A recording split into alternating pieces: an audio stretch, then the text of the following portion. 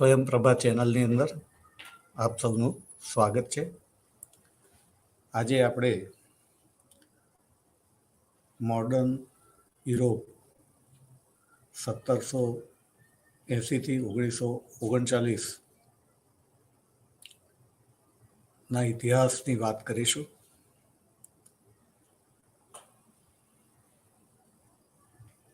સત્તરસો 80થી 1939ની અંદર બનેલી ઘટનાઓ અંગે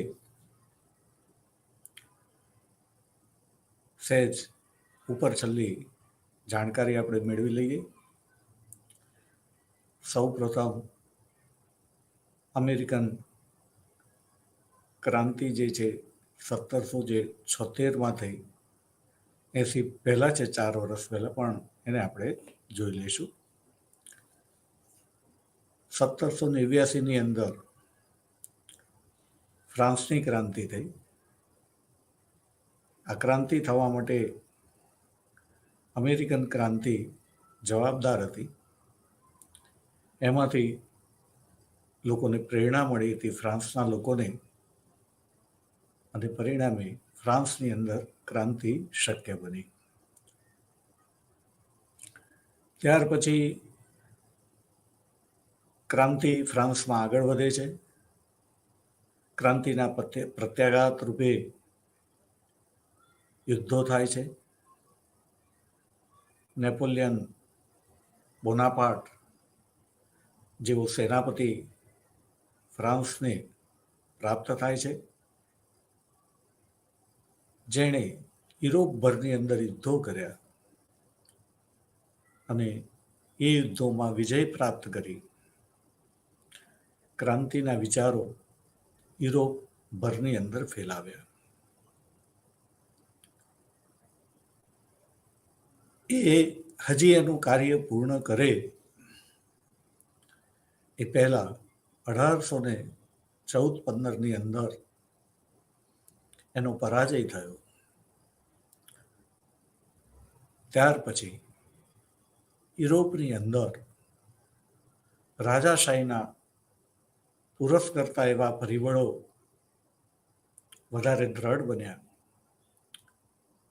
જેમણે રાજાશાહી વિરુદ્ધના જે પરિબળો હતા એને દબાવી દેવા માટે, નાબૂદ કરવા માટે યુરોપના દેશોનું એક સંમેલન ઓસ્ટ્રિયાના વિયેના ખાતે ઓસ્ટ્રિયન ચાન્સેલર મેટરનિકના પ્રમુખ પદ નીચે ભર્યું. આ સંમેલનની અંદર નક્કી કરવામાં આવ્યું કે નેપોલિયને જે વિજયો પ્રાપ્ત કરીને યુરોપનો નકશો છિન્ન ભિન્ન કરી નાખ્યો હતો એને પુનઃસ્થાપિત કરવો. એટલે કે ફ્રાન્સની ક્રાંતિ પહેલા યુરોપનો જે નકશો હતો અથવા તો યુરોપના દેશોની જે સરહદો હતી એ સરહદોને માન્ય રાખવી અને જે નવી રચના કરવામાં આવી હતી તેને નાબૂદ કરવી. નંબર 2, યુરોપની અંદર રાજાશાહીને મજબૂત કરવી. નંબર 3, યુરોપની અંદર ક્રાંતિકારી વિચારો અને ક્રાંતિકારી પ્રવૃત્તિઓ જે છે એને નાબૂદ કરવી. સંમેલન ભરાયું, એની અંદર નિર્ણયો થયા. મેટરનિક કે જે સમયને ઓળખી નહોતો શક્યો, સ્વાભાવિક છે, ન પણ ઓળખી શકે, કારણ એવા સમયે સત્તા ઉપર આવ્યો હતો કે જેની અંદર જૂના પરિબળો જે છે એનું વર્ચસ્વ હતું. અહીંયા આપણે યાદ એ રાખવાનું છે કે સમયનો પોતાનો એક પ્રવાહ હોય છે અને આ પ્રવાહ કોઈ એક વ્યક્તિ, કોઈક એક સંસ્થા કે કોઈક એક દેશની અંદરથી ભલે ઉત્પન્ન થયો હોય, પણ ધીમે ધીમે એ વૈશ્વિક બનતો હોય છે. એ પ્રવાહ જે છે એને નદી સાથે સરખાવી શકીએ કે જેમ પર્વતમાંથી જે છે નાનકડું ઝરણું જે છે એ નીકળતું હોય, આગળ જે છે બીજા ઝરણાઓ જે છે એને મળતા જાય અને મેદાનમાં આવે ત્યારે વિશાળ પટ નદી ધરાવતી હોય, છેલ્લે સમુદ્રની અંદર એનું મિલન થાય. એમ અહીંયા જે છે એ કોઈક વિચારકે જે વિચાર આપ્યો છે એ વિચારને ધીમે ધીમે અનુમોદન પ્રાપ્ત થાય છે. એને અંદર જોડાનારા લોકોની સંખ્યામાં વધારો થતા ઘણો બધો સમય લાગતો હોય છે, પણ એ સમયની સાથે સાથે આપણે કહ્યું તેમ કે ઝરણાઓ ભેગા થતા થતા પછી જ્યારે એને બળ મળે છે ત્યારે એને આપણે પ્રવાહ કહીશું, સમયનો પ્રવાહ. તો વિદ્યાર્થી મિત્રો, આ એક હવે નવો પ્રવાહ હતો કે જે પ્રવાહની અંદર નવા મૂલ્યો, નવી વિચારસરણી એ પ્રગતિ કરી રહી હતી અને એ પ્રવાહને રોકવો એ કોઈના બસની વાત ન હતી. છતાં પ્રયત્ન કરનાર લોકો કરે, જેમને સમજ ન પડી હોય કે આ પ્રવાહ ખાડી શકાય તેમ નથી, પણ તેમ છતાંય પોતાની શક્તિ ઉપર, પોતાની તાકાત ઉપર, ગુમાન ઉપર એને રોકવાનો પ્રયત્ન થાય. મેટરનિકે જે છે એણે આ કામ કર્યું, એ પણ એના જમાના પ્રમાણે સફળ નેતા હતો. એણે સફળ નેતૃત્વ પૂરું પાડ્યું અને જ્યાં સુધી એની સત્તા 1848ની અંદર રહી ત્યાં સુધી એણે ક્રાંતિકારી વિચારોને, ક્રાંતિકારીઓને, એમની પ્રવૃત્તિઓને યુરોપની અંદર કચડી નાખ્યા. પણ લોકોના મન અને હૃદયની અંદર એ વિચારો જીવંત હતા, પ્રવૃત્તિ નહોતા કરી શકતા, ભૂગર્ભમાં ચાલ્યા ગયા હતા. ડર હતો મેટરનિકનો અને એના નેતૃત્વનો, એના સાથીઓનો. પરિણામે એ સમયે એવું લાગ્યું કે મેટરનિકનો વિજય થઈ રહ્યો છે, પરંતુ ઘડિયાળના કાંટા ક્યારેય પાછા જતા નથી અને પાછા ફેરવો તો પણ એ આગળ વધી જતા હોય છે. સમયનો પ્રવાહ એને કોઈ ખાડી નથી શકતું. આ સત્ય શાસકોએ ક્યારેય ભૂલવું ન જોઈએ. પણ શાસક જે છે એ આપણે અગાઉના લેક્ચરમાં કહ્યું છે તેમ ક્યારેક સફળતા મળે, એના પોતાના પણ વિચારો હોય અને એની અંદર એને નાની સફળતા મળતા જ એનામાં આવેશ અને આવેગ ઉત્પન્ન થાય છે. અને આવેશ અને આવેગની અંદર, આવેશ અને આવેગ આપણે એને જ કહીશું કે જેની અંદર વ્યક્તિ સમયના અનુસંધાનની અંદર જે કરવું જોઈએ તે ન કરે, એ કાર્યને આપણે આવેશ અને આવેગમાં કરેલું કાર્ય ગણીએ છીએ. એવા કાર્યો મેટરનિકે કર્યા, પરંતુ લોકો જે છે એ તકની રાહ જોઈ રહ્યા હતા. ફ્રાન્સની અંદર જ ફરીથી 1830ની અંદર ક્રાંતિ થઈ.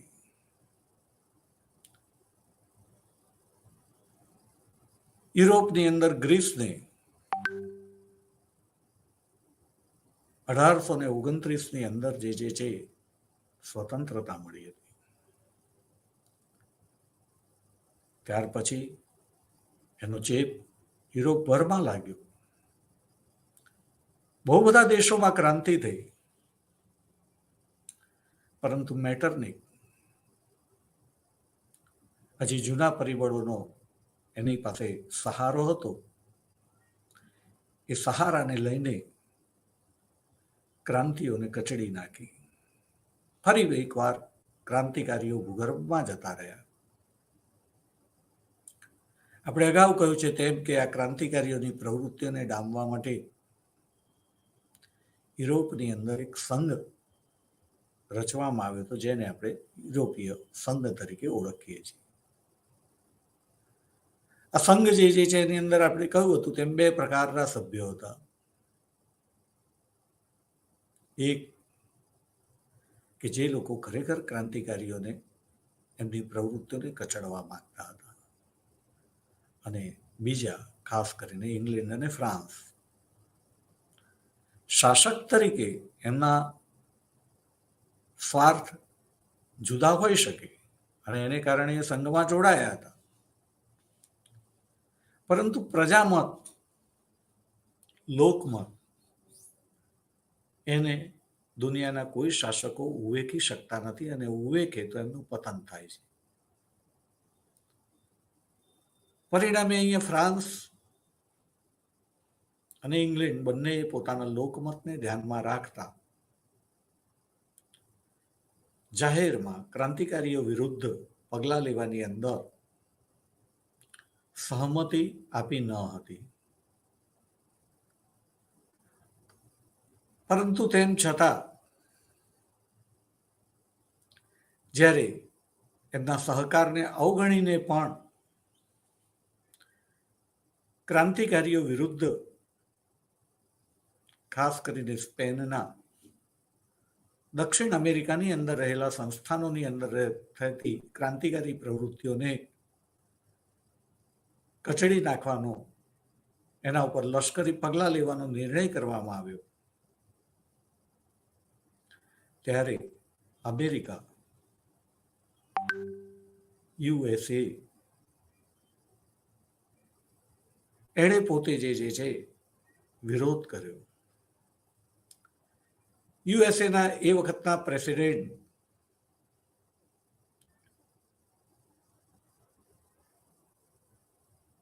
મનરો, એમણે એમ કીધું કે જો દક્ષિણ અમેરિકાના પ્રદેશો ઉપર, ત્યાં રહેલા ક્રાંતિકારીઓ ઉપર જો કોઈ પગલાં લેવામાં આવશે તો એને અમેરિકા ઉપરનું આક્રમણ ગણવામાં આવશે, અમેરિકા વિરુદ્ધના પગલાં ગણવામાં આવશે,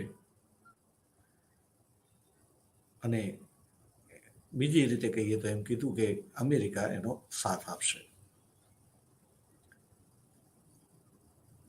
મુનરોના આ પ્રકારની રજૂઆતને પરિણામે યુરોપીય સંઘ એની કામગીરી કરી શક્યો નહીં. અને આપણે અહીંયા બરાબર યાદ રાખવું પડશે કે અમેરિકા એટલે શું.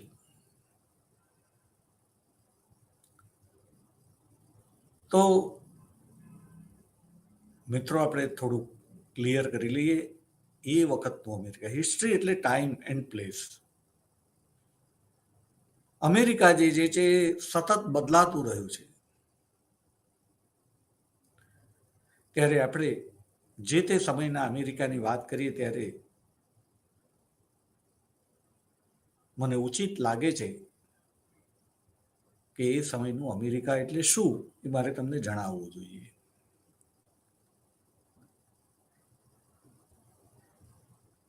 આપણે જાણીએ છીએ કે યુરોપ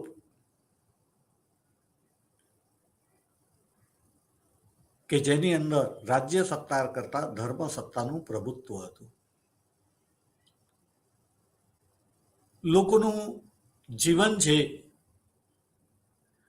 એ સવારથી રાત સુધી અને જન્મથી મૃત્યુ સુધી ધર્મ સત્તાએ બનાવેલા નિયમોથી નિયંત્રિત હતું. એમની પાસે સ્વતંત્રતા ન હતી. અહીંયા મારે એક બીજી વાત પણ જોડે જોડે ઉમેરવી જોઈશે કે જે તે સમયના જે શાસકો છે, ચિંતકો છે, એમની પણ એક મર્યાદા હોય છે. બધા જ ખરાબ નથી હોતા. ખરાબ હોવું અને મર્યાદા હોવી બંનેની અંદર તફાવત છે. તો એમણે જે છે એમને જે વારસો મળેલો હતો એ વારસા પ્રમાણે સમાજના લોકો ઉપર જુદા જુદા નીતિ નિયમો પ્રસ્થાપિત કરેલા હતા. અહીંયા ઓર એક બીજી વાત હું કરીશ કે નીતિ નિયમો જ્યારે પણ બને છે ત્યારે બનાવનાર લોકો જે છે એમણે સમયની માગને ધ્યાનમાં રાખીને નિયમો બનાવ્યા હોય છે. એમનો ઉદ્દેશ ઉમદા હોય છે અને એ વખતે જે એમને બેસ્ટ ઓપ્શન લાગ્યો હોય એ એમણે અપનાવ્યો હોય. પછી સમય આગળ વધતો જાય છે, સમય બદલાય છે. એ નીતિ નિયમોની અંદર પણ બદલાવ કરવાની જરૂર હોય. જેમ કે કોરોના આવ્યો, એવું લાગ્યું કે માસ્કથી એની સામે રક્ષણ પ્રાપ્ત થાય છે. બધાને ફરજિયાત પહેરાવડાવ્યું, ન પહેરે એને દંડ કરવામાં આવ્યો. પણ વાતાવરણ જ્યારે બદલાઈ જાય, માસ્ક પહેરવાની જરૂરિયાત ન દેખાય અને જો એને બંધ કરવામાં આવે તો કેટલાક લોકો કે જે એમાંથી કમાણી કરી રહ્યા છે એમની આવક અટકી જાય. એ લોકો એવું ઈચ્છતા હોય કે ના, લોકો આ ચાલુ રાખે, કારણ કે તો એમની આવક ચાલુ રહે. અને પરિણામે એમનાથી જે કોઈ પ્રકારે રજૂઆત કરીને એને ચાલુ રાખી શકાય એ ચાલુ રાખવાનો પ્રયત્ન કરે. ટૂંકમાં જે પરિસ્થિતિ જે છે એના અંદરથી જે લોકોને લાભ મળતો હોય એ પરિવર્તન જ્યારે થાય ત્યારે એમના લાભ જતા રહેતા હોય તો એ એમનાથી સહન નથી થતું અને પરિણામે એ લોકો કોઈક ને કોઈક પ્રકારે એને ટકાવી રાખવા માંગે છે, એનો પ્રયત્ન કરે છે. એમ અહીંયા જ્યારે આ પ્રયત્ન થાય, એકની જગ્યાએ આવી અનેક બાબતોની અંદર આવા પ્રયત્નો થાય ત્યારે પ્રજા એના માટે સ્થિતિ અસહ્ય બને છે. એમ અહીંયા હું કહેવા એ માંગુ છું કે ધર્મ સત્તા એણે જે કંઈ પ્રજાના જીવનને નિયંત્રણ કરવાના પ્રયત્નો કર્યા હતા એ સમયની દ્રષ્ટિએ જે છે હવે જરૂરી ન હતા. એની અંદર આપણે અગાઉના લેક્ચરમાં કહ્યું તેમ કે ફોલોઅર્સે જે ભૂતકાળના જે ઉમદા નેતાઓએ જે કહ્યું હોય એની અંદર એમની વાતને હવે બદલી નાખી હતી. એ નેતાઓ તો રહ્યા ન હતા. એમના નામે કહેવામાં આવે કે એમણે આમ કહ્યું હતું, એમના નામે જે છે એમણે ન કહ્યું હોય તો પણ લખાણો લખીને ગ્રંથો બનાવીને એમ કહેવામાં આવે કે આ ગ્રંથમાં આમ લખ્યું છે ને આ ગ્રંથ જે છે જે તે નેતાએ કહ્યું હતું ને આપણે એનું પાલન કરવાનું છે. ત્યારે લોકો જે છે, જે સામાન્ય લોકો છે, જેમણે અભ્યાસ નથી કર્યો, એમની પાસે સાચી અને પૂરતી માહિતી નથી, એમના માટે એ સ્થિતિ જે છે દુઃખદ બને છે. એ નિયમોનું પાલન કરવાથી એમનું જીવન કષ્ટમય બને છે. પરંતુ આપણે જાણીએ છીએ તેમ કે આ એક જુદો સમય હતો, જે નવજાગૃતિથી જે જાગરણ થયું હતું, જાગૃતિ આવી હતી, ચેતના ફેલાઈ હતી અને એની અંદર કેટલાક પરિબળો, જે સૌથી મહત્વનું પરિબળ કે છાપખાનાની શોધ. એ છાપખાનાની શોધ નથી થઈ ત્યાં સુધી ધર્મ સત્તા સાથે સંકળાયેલા ધર્મગુરુઓ ભોળી પ્રજાને છેતરતા હતા. ધર્મશાસ્ત્રોમાં જે ન કહ્યું હોય છતાં એમ કહે કે એમાં શાસ્ત્રમાં આમ કહ્યું છે, આમ કરવું પડે, તેમ કરવું પડે, એમ કહીને પ્રજાનું શોષણ કરતા હતા. પરંતુ છાપખાનાની શોધ થયા પછી હવે જુદા જુદા શાસ્ત્રોની અનેક નકલો ઉપલબ્ધ હતી. જિજ્ઞાસા વૃત્તિને કારણે લોકો હવે ખૂબ વાંચતા હતા, વિચારતા હતા. એમના તર્કને પણ વાચા મળી હતી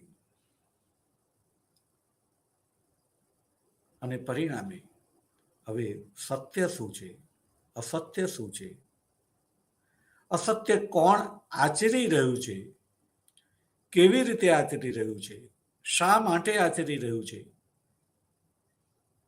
આ બધી સમજણ ક્લિયર થઈ ગઈ હતી. પરિણામે લોકોએ વિરોધ કર્યો હતો. પરંતુ આમ છતાં જેમ હાલ આપણે કરીએ છીએ કે મેટરનિક જે છે એનું પ્રભુત્વ હતું, સમયનો પ્રવાહ, વહેણ, હવે નવું વહેણ નીકળ્યું હતું, નવા નીર આવેલા હતા, નવા વિચારોના, નવી વ્યવસ્થા માટેના નીર આવેલા હતા સમાજના અંદર. તેમ છતાં મેટરનિકે જેમ એને ખાળવાનો પ્રયત્ન કર્યો, એવી જ રીતે યુરોપની અંદર એ વખતના શાસકોએ, એ રાજકીય હોય કે ધર્મ સાથે સંકળાયેલા હોય, એમણે જૂના વિચારોને ટકાવી રાખવા માટે પરિવર્તનના ઈચ્છુક લોકોને ત્રાસ આપ્યો. ગેલેલિયો જેવાને પ્રયોગ કરીને ખબર હતી કે પૃથ્વી ગોળ છે અને પોતાની ધરીની આસપાસ ફરે છે, તેમ છતાં એને કહેવું પડ્યું કે પૃથ્વી ગોળ નથી, પૃથ્વી ફરતી નથી, કારણ કે એને ત્રાસ આપવામાં આવ્યો હતો. એટલે યુરોપના વાતાવરણની અંદર પોતાના અંતઃકરણથી જે સત્ય સમજાઈ ગયું હોય એને પણ વ્યક્ત કરવાની સ્વતંત્રતા ન હોવાથી લોકો જ્યારે ભૌગોલિક શોધખોળોના પરિણામે અમેરિકા ખંડથી પરિચિત થયા. હું અહીંયા સભાનપણે એવું નથી બોલ્યો કે કોલંબસે અમેરિકા ખંડ શોધ્યો. એ ખંડ શોધાયેલો જ હતો, એમાં ઘણા લોકો રહેતા હતા. એશિયાના પણ ઘણા બધા લોકો જે છે એનાથી પરિચિત હતા, ત્યાં જતા હતા, આવતા હતા. યુરોપના લોકોને ખબર નહોતી, એ જુદી વાત છે. એટલે હું એમ બોલીશ કે શોધ્યો નહીં બોલું, પણ એમ કહીશ કે અમેરિકા ખંડથી એ પરિચિત થયા. ત્યાર પછી એમના માટે આ પ્રદેશમાં જઈને પોતાની સ્વતંત્રતા ભોગવવું શક્ય હતું. પરિણામે લોકો જે છે એ યુરોપમાંથી અમેરિકા ગયા, ત્યાં સ્વતંત્રતા ભોગવી. સ્વતંત્રતા એમને ખૂબ મીઠી લાગી. એમણે પોતે એ સ્વતંત્રતાને ટકાવી રાખવા માટે ઘણું કર્યું અને સ્વતંત્રતાના કારણે અમેરિકન સમાજ જે છે એની પ્રગતિ પણ થઈ. પણ અહીંયા પણ હું થોડી સ્પષ્ટતા કરી લઉં કે અમેરિકન સમાજ એટલે એ વખતની અંદરના અમેરિકાની અંદર 3 પ્રકારના સમાજ હતા, જુદા જુદા. એક કે જે અમેરિકાના મૂળ વતનીઓ હતા, વસાહતીઓ હતા. બીજા યુરોપની અંદરથી ગયેલા લોકો હતા. યુરોપની અંદરથી જે લોકો ગયેલા હતા તે મોટે ભાગે સુખી પરિવારના લોકો હશે એવું હું માનું છું. સાથે સાથે કેટલાક એવા લોકો પણ ગયા હોય કે જેમને અમેરિકા અરે યુરોપની અંદર કશું ગુમાવવાનું જ ન હોય, એવા ગયા હશે. પણ જેને નેતૃત્વ કહીએ એ લેનાર એ સ્વાભાવિકપણે સુખી લોકો હશે. કારણ ગરીબ માણસ એ ત્યાંથી ત્યાં જાય કેવી રીતે? એની પાસે ભાડું પણ તો જોઈએ ને. હું પણ નાનો હતો, મને પણ એમ થાય કે અમેરિકા જઈએ, બધા જાય છે, પણ અમેરિકા જવા માટે અહીંથી અમેરિકા જવાનું ટિકિટ ભાડું પણ જોઈએ ને. મને એમ લાગે કે મારા પરિવાર પાસે, મારા પિતા પાસે આટલા પૈસા ન હોય, હું માગણી જ કેવી રીતે કરી શકું, હું એવો વિચાર જ કેવી રીતે કરી શકું. ભાડા જેટલા પૈસા, એટલી તો સંપત્તિ જોઈએ, સુખ જોઈએ. એટલે સુખી લોકો જે છે જાય. એમની સાથે કોઈ એમને લઈ જનાર હોય તો દુઃખી માણસ પણ જાય કે ગરીબ માણસ પણ જાય. કહેવાનો ભાવાર્થ એ છે અહીંયા કે અમેરિકામાં એ વખતે ગયેલા લોકો સુખી હતા, અને સુખી માણસ બધા કામો જાતે કરવા ટેવાયેલો જ ના હોય. એટલે એને પોતાના કામો કરાવવા માટે જે માણસોની જરૂર પડી, એ માણસો અમેરિકામાંથી પ્રાપ્ત થાય તેવા ન હતા. કારણ કે અમેરિકાના મૂળ વસાહતીઓએ એવું કહેવાય કે યુરોપિયનોને સ્વીકાર્યા ન હતા. એમની વચ્ચે યુદ્ધ થયા હતા. એ યુદ્ધની અંદર એમની હાર થતા એ લોકો એટલાન્ટિક કિનારાના પ્રદેશને છોડીને જંગલમાં વધારે ને વધારે અંદર સુધી ગયા હતા. અને આપણે જાણીએ છીએ તેમ કે યુરોપના લોકો શરૂઆતમાં જે 13 કોલોનીઝ જે સ્થાપી, એ એટલાન્ટિકના કિનારે સ્થાપેલી હતી. 13 વસાહતોની જે રચના થઈ, એટલાન્ટિકના કિનારે થયેલી હતી, એટલાન્ટિકના પૂર્વ કિનારે. અને આ પ્રકારે એ લોકોએ ગયા તો ખરા, પણ કામ કરવું કેવી રીતે? ત્યાંના લોકોનો સાથ ન હતો. એટલે આફ્રિકાથી જે ગુલામોનો વેપાર ચાલતો હતો, એમને પોતાની સાથે લઈ જઈને એમની પાસે કામ કરાવીને એક નવા અમેરિકાની રચના કરી હતી. એ નવા અમેરિકાની અંદર વિચાર યુરોપિયનોનો, પણ પરસેવો એ આફ્રિકનોનો હતો. અને જે સ્વતંત્રતાની વાત કરીએ છીએ તે આપણે બરાબર યાદ રાખીશું કે વ્હાઇટ પીપલની જ સ્વતંત્રતા હતી. અમેરિકાની અંદર જે 2 પ્રકારના બ્લેક પીપલ હતા, એક એના મૂળ વતનીઓ કે વસાહતીઓ, અને બીજા આફ્રિકાની અંદરથી માલિકોની ઈચ્છા મુજબ એમના સુખ માટે કામ કરવા આવેલા આફ્રિકન્સ, જે પણ બ્લેક હતા. આ 2 લોકોની સ્વતંત્રતાની કોઈ વાત ન હતી. એ વાત વ્હાઇટ અમેરિકન્સની જ હતી. એ વખતે લોકોની જુદી જુદી માન્યતાઓ હતી. જેમ કે રાજા તો દૈવી અધિકારના સિદ્ધાંતમાં માનતો હતો.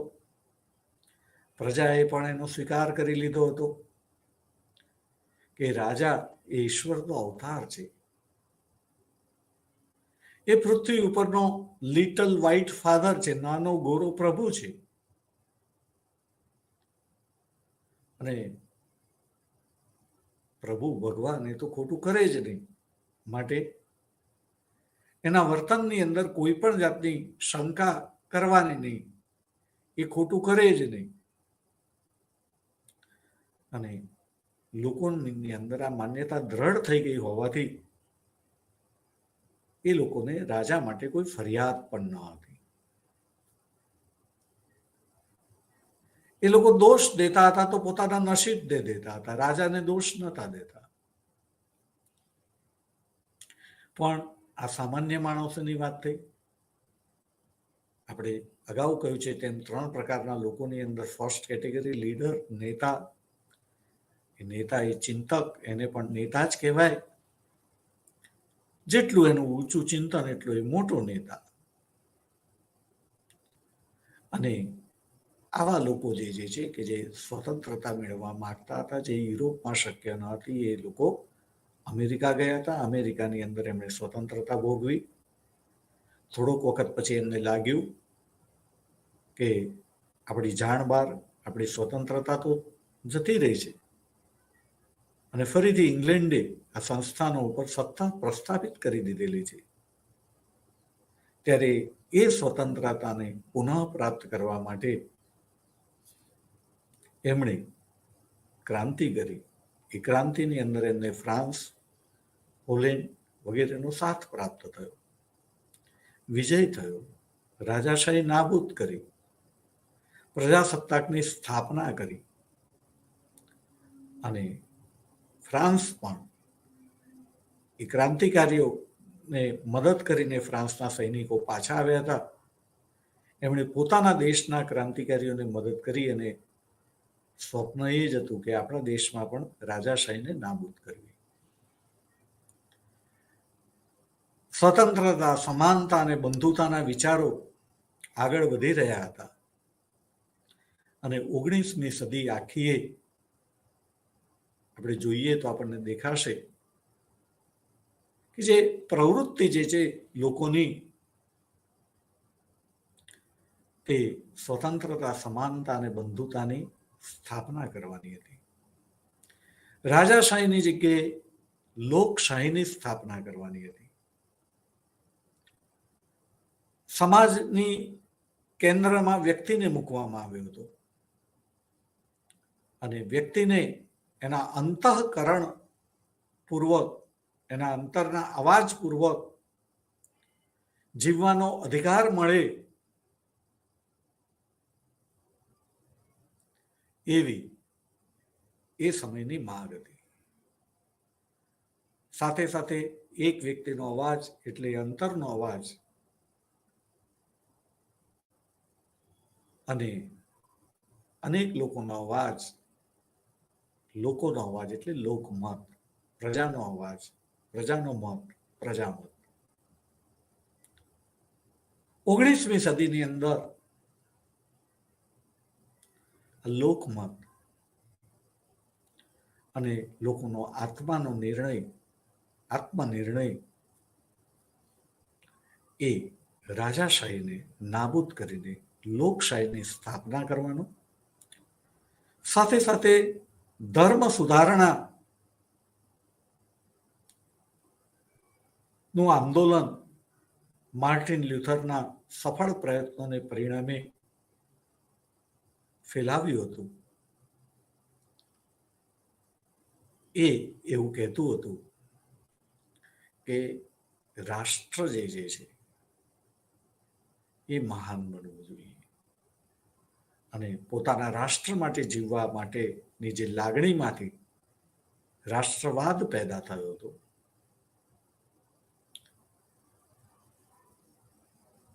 હવે લોકો એવું માનતા થયા હતા કે જે તે દેશની અંદર શાસન વ્યવસ્થા કેવી હોય એનો નિર્ણય કરવાનો અધિકાર એ જે તે દેશના લોકોને છે. અને એ રીતે લોકમત, લોકશાહીની આપણે વાત કરીશું કે જે લોકો નિર્ણય કરે છે, લોકમત. ત્યારે અહીંયા જે છે મોટાભાગના દેશોની અંદર હવે પ્રજા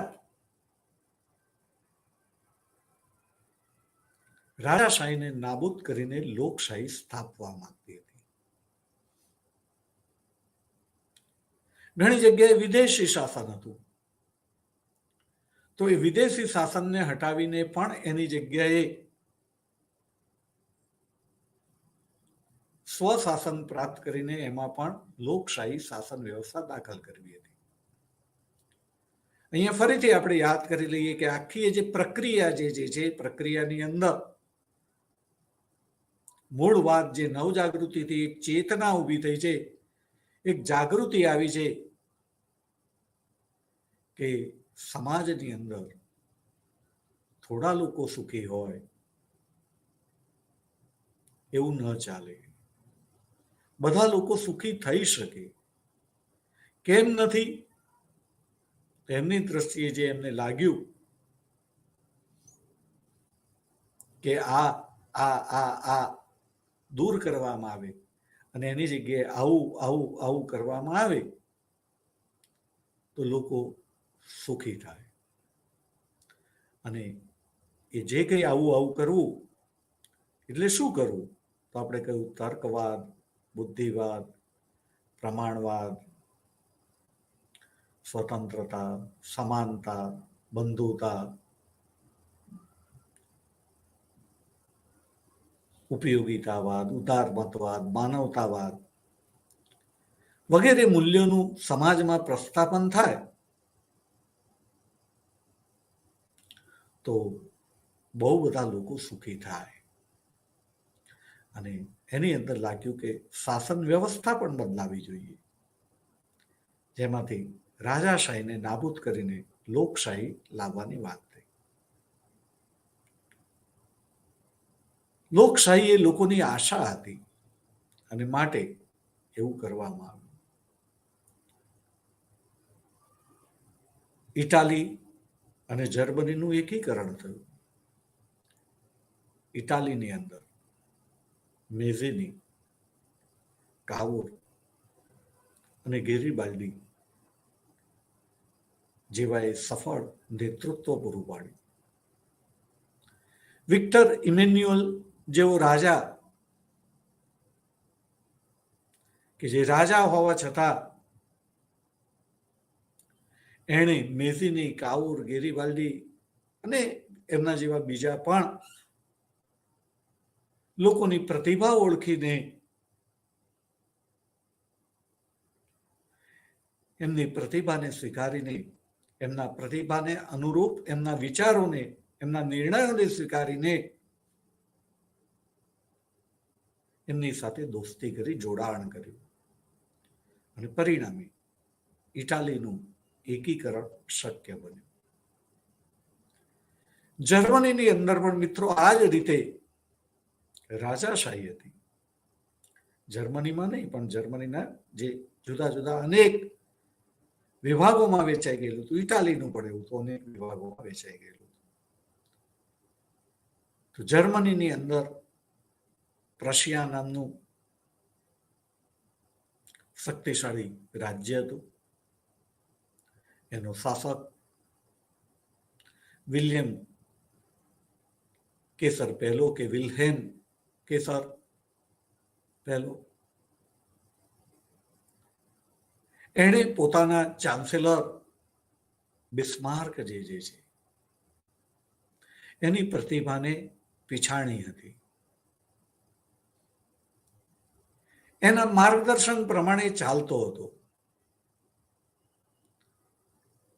વિલ્હેમ રાજા હતો અને છતાં બિસ્માર્કના નિર્ણયો જે છે એને સ્વીકારતો હતો. આ એણે મોટે બતાવી માટે જે છે જર્મનીનું પણ એકીકરણ શક્ય બન્યું. બિસ્માર્ક એને ઓળખ હોય તો આપણે એટલું જ કહીશું કે એટલો બધો ચતુર હતો કે કહેવત પ્રચલિત બની યુરોપમાં કે જો બિસ્માર્કને છીંક આવે તો આખા યુરોપને શરદી થઈ જાય. મિત્રો, પ્રતિકાત્મક વાત હતી. બિસ્માર્કે આખા યુરોપની અંદર એવો પ્રભાવ ઉભો કર્યો હતો કે જેને પરિણામે યુરોપનું રાજકારણ એ બિસ્માર્ક અને જર્મનીની આસપાસ ફરતું હતું અને માટે આવી કહેવત પ્રચલિત બની હતી. બિસ્માર્ક એને 19મી સદીના પ્રથમ નંબરના વ્યક્તિ તરીકે, બુદ્ધિની દ્રષ્ટિએ, આઈક્યુની દ્રષ્ટિએ કૂટનીતિજ્ઞ તરીકે એને સ્વીકારવામાં આવ્યો છે. સૌથી બુદ્ધિશાળી વ્યક્તિ તરીકે બિસ્માર્ક આટલો ચતુર હતો. અને બિસ્માર્ક એ સમય રાષ્ટ્રવાદનો હતો. એ નેપોલિયન હોય, વિલ્હેમ હોય, વિલિયમ કેસર હોય, કોઈ પણ હોય, આ બધા જે છે એ રાષ્ટ્રવાદના ઉદાત્ત સ્વરૂપ જે છે એને વળગી રહ્યા હતા. પણ એ ઉદાત્ત સ્વરૂપને વળગી રહેલા હોવા છતાં ક્યારે એમનામાં આવેગ અને આવેશ આવી ગયા. અને જ્યારે આવેગ અને આવેશ આવી ગયા ત્યારે રાષ્ટ્રવાદ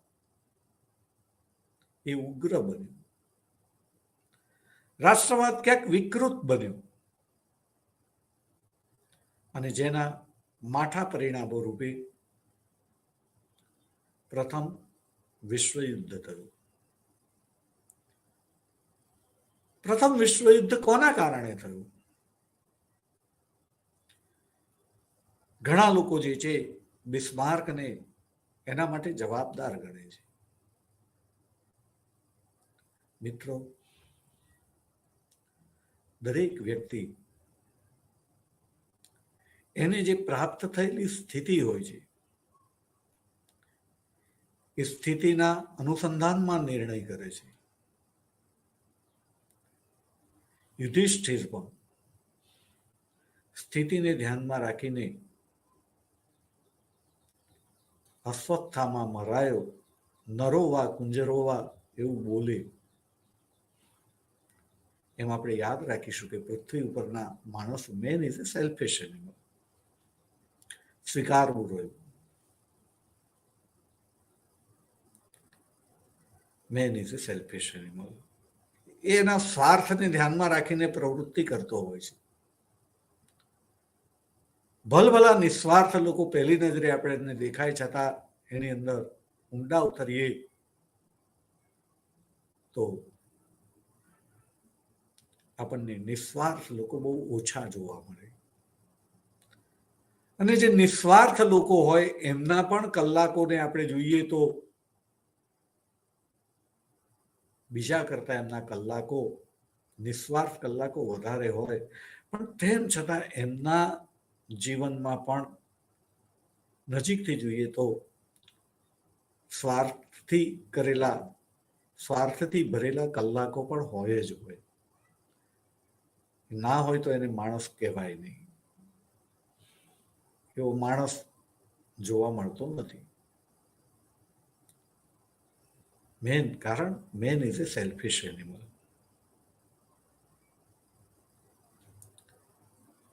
આ પણ એક રિસર્ચનો વિષય છે કે માણસ સ્વાર્થ વગર જીવી શકે ખરો? જીવી શકે તો એ બિલકુલ સ્વાર્થ વગર કેટલું જીવે? એને સ્વાર્થ વગર માણસ જીવી જ ન શકે. એટલે નિસ્વાર્થ પણ હોય, પણ ટકાવારી જે છે એમાં જે સ્વાર્થી લોકો છે એમના ટકાવારીને કહીએ તો 70% સ્વાર્થ હોય ને 30% નિસ્વાર્થ હોય.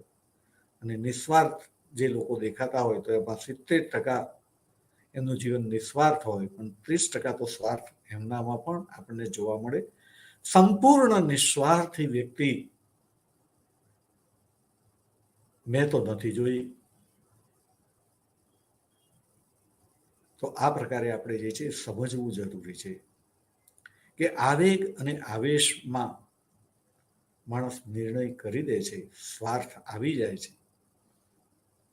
અને એ પ્રમાણે બિસ્માર્ક જે છે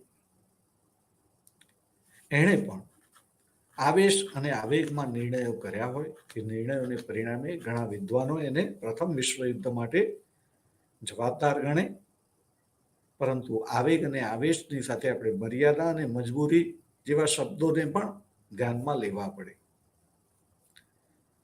જ્યારે કોઈને સાચો કે ખોટો, કોઈને જવાબદાર કે બેજવાબદાર કે અજવાબદાર ઠેરવતા હોઈએ ત્યારે આપણે બધી જ બાજુથી એનો વિચાર કરવો પડે. તો બિસ્માર્કે જે સમયની માંગ પ્રમાણે એણે રાષ્ટ્રવાદ હતો, રાષ્ટ્રવાદ ઉગ્ર બન્યો હતો અને એને એના દેશને મહાન બનાવવાની ઈચ્છા થાય એના માટે એને શાંતિની જરૂર હતી અને એ જીવ્યો ત્યાં સુધી તો એણે યુરોપમાં એક પણ યુદ્ધ થવા દીધું નથી, શાંતિ જાળવી રાખેલી છે, જર્મનીને શક્તિશાળી બનાવ્યું છે. તો પછી એને હું પ્રથમ વિશ્વયુદ્ધ માટે જવાબદાર નથી ગણતો. અન્ય વિદ્વાનોની દૃષ્ટિ હોઈ શકે, કદાચ મારો અભ્યાસ એમના જેટલો ન પણ હોઈ શકે, બની શકે. પણ આ વિલિયમ કેસર આ બિસ્માર્ક એણે જે કઈ નીતિઓ અપનાવી જેની અંદર ખાસ કરીને જૂથવાદ, લશ્કરીકરણ, સમુદ્ર ઉપરની એની શક્તિમાં વધારો, નો ડાઉટ આપણે એ યાદ રાખવાનું છે, ભૂલી નથી જવાનું કે એણે એ વખતની સૌથી વધારે સમુદ્ર ઉપરની શક્તિશાળી સત્તા ઇંગ્લેન્ડ એની સાથે સંઘર્ષ ન થાય, એની સાથે સ્પર્ધા ન થાય માટે ઇંગ્લેન્ડ કરતા 35% જ નૌકાદળ અને નૌકા જહાજો રાખવાનું નક્કી કર્યું હતું. ટૂંકમાં એ શાંતિ જાળવી રાખવા માંગતો હતો, એને શાંતિ જાળવી રાખી. પરંતુ આપણે જાણીએ છીએ તેમ એની નીતિ લોહી અને લોખંડની નીતિ કહેવાય છે, બ્લડ એન્ડ આયર્ન પોલિસી, જેને પરિણામે જે જૂથવાદ અને લશ્કરવાદ ઊભો થયો. એ જીવ્યો ત્યાં સુધી તો શાંતિ રહી, પરંતુ એના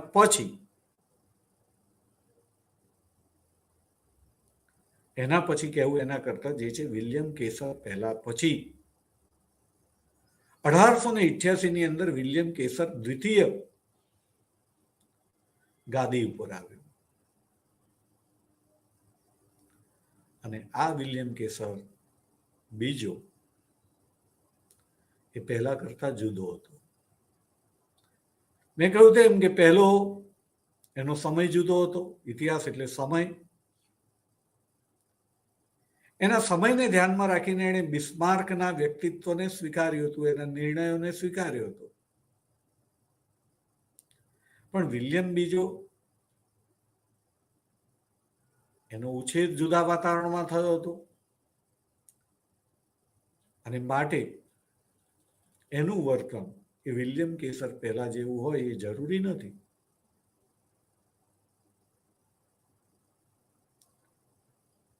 અહીંયા મને એક નાનકડી રમૂજી વાત કરવાનું મન થાય છે. એવું કહેવાય છે કે ધીરુભાઈ અંબાણી બચપનમાં સામાન્ય હતા, યુવાનીમાં પરિશ્રમ કરીને આગળ આવ્યા, ઘણા મોટા માણસ બન્યા, વેપાર ઉદ્યોગ વિસ્તરતા ગયા. એના વિસ્તાર માટે એમને વિદેશ પણ જવું પડે. પોતાના મુનિમની સાથે જાય, રહેઠાણ એ સાદું પસંદ કરે, ઓછા ખર્ચવાળું પસંદ કરે અને જ્યાં સોદો કરવાનો હોય તો કોઈ 5 સ્ટાર હોટલ જેવી જગ્યાએ મીટિંગ ગોઠવીને સોદો કરે,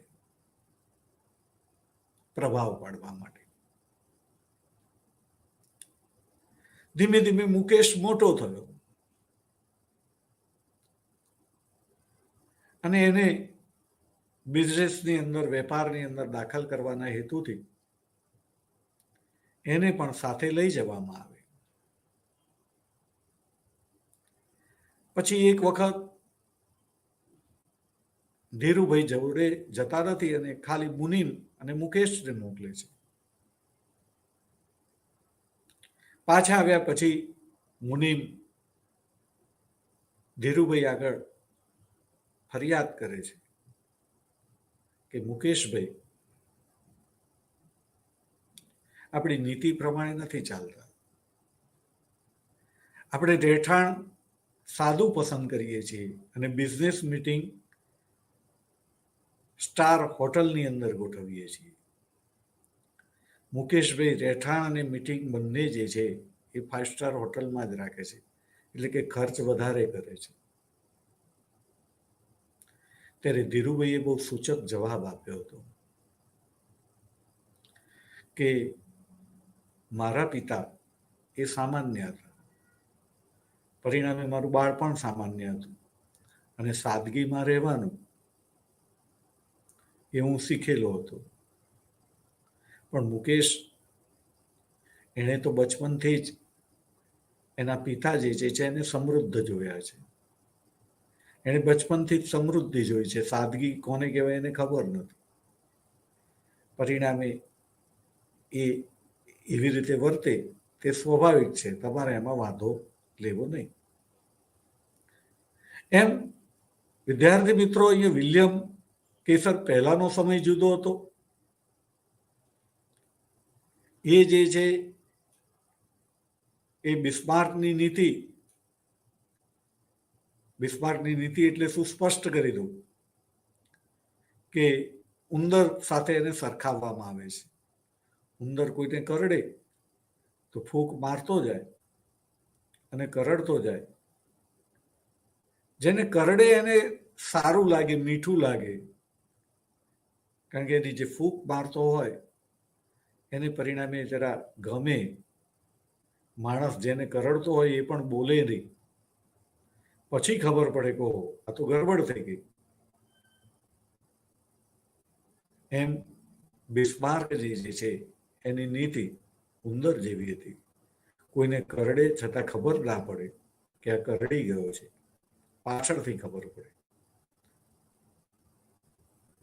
પણ વિલિયમ કેસર બીજો એ તો રાજાનો છોકરો હતો. એને બાળપણમાં જ બધું સમૃદ્ધ જર્મની જોયું હતું, શક્તિશાળી જર્મની જોયું હતું. એટલે એને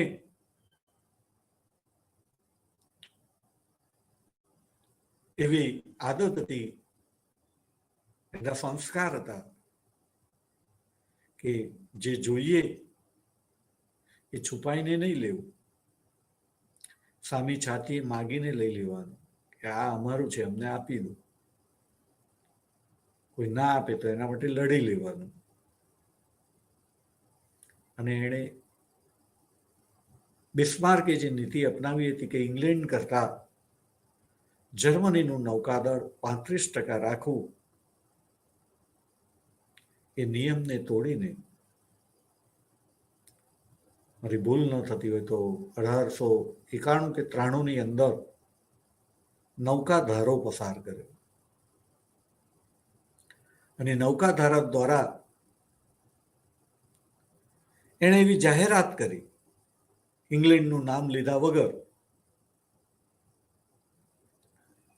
કે અમારું નૌકાદળ અમે એટલું વિસ્તારીશું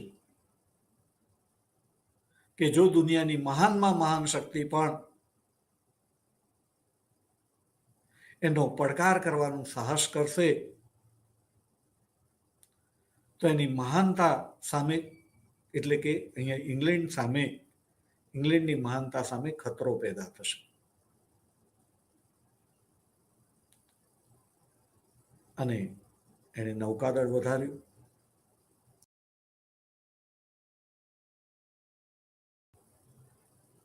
આને પરિણામે ઇંગ્લેન્ડ ગભરાયું અને જેણે અત્યાર સુધી ફ્રાન્સની વિરુદ્ધ જઈને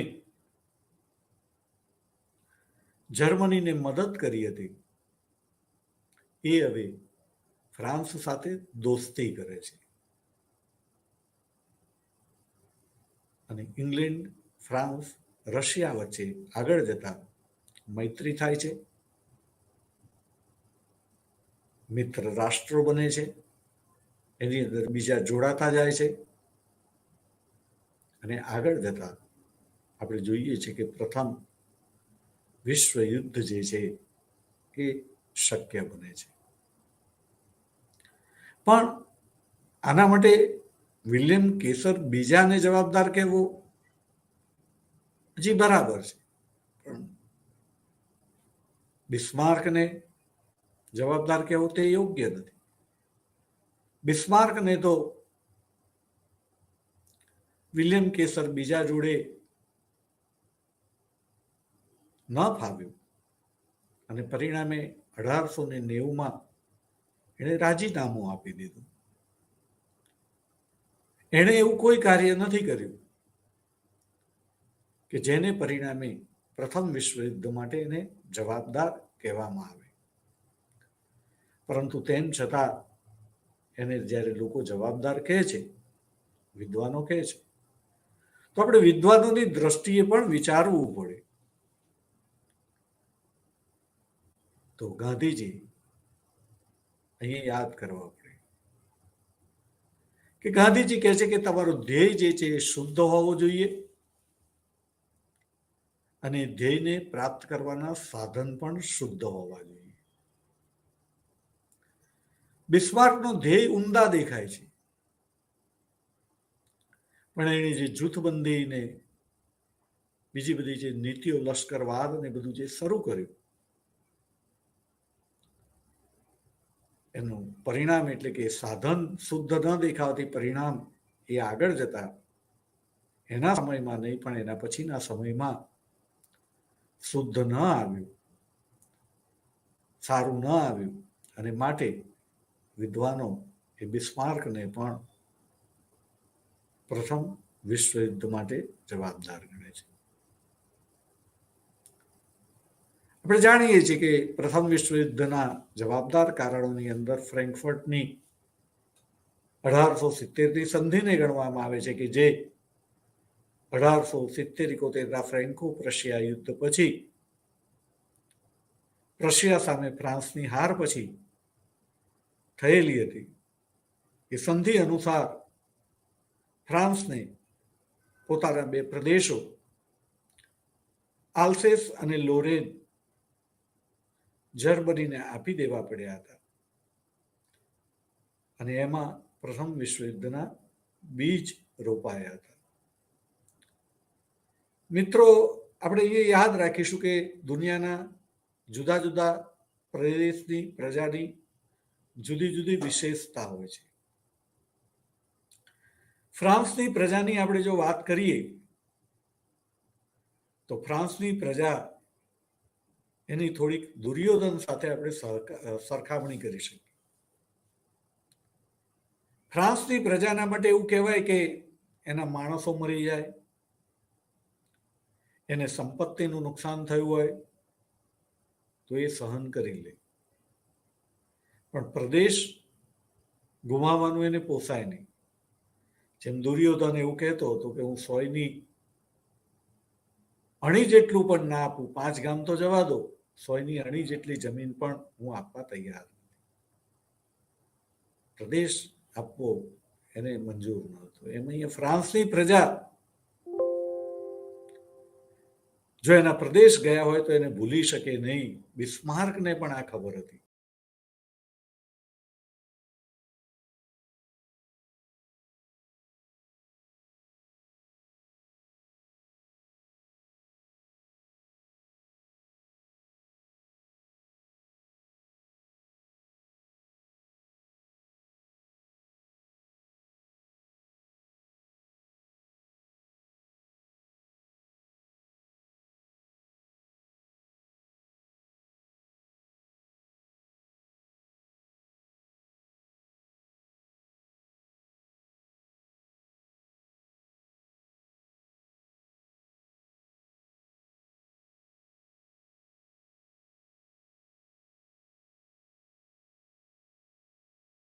આંતરરાષ્ટ્રીય શાંતિની આવશ્યકતા હતી એ જ્યાં સુધી સત્તામાં રહ્યો એણે આંતરરાષ્ટ્રીય શાંતિ જાળવી રાખી હતી. અહીંયા હું લેક્ચર જે છે આજનું સમાપ્ત કરું છું. જય હિન્દ, નમસ્તે.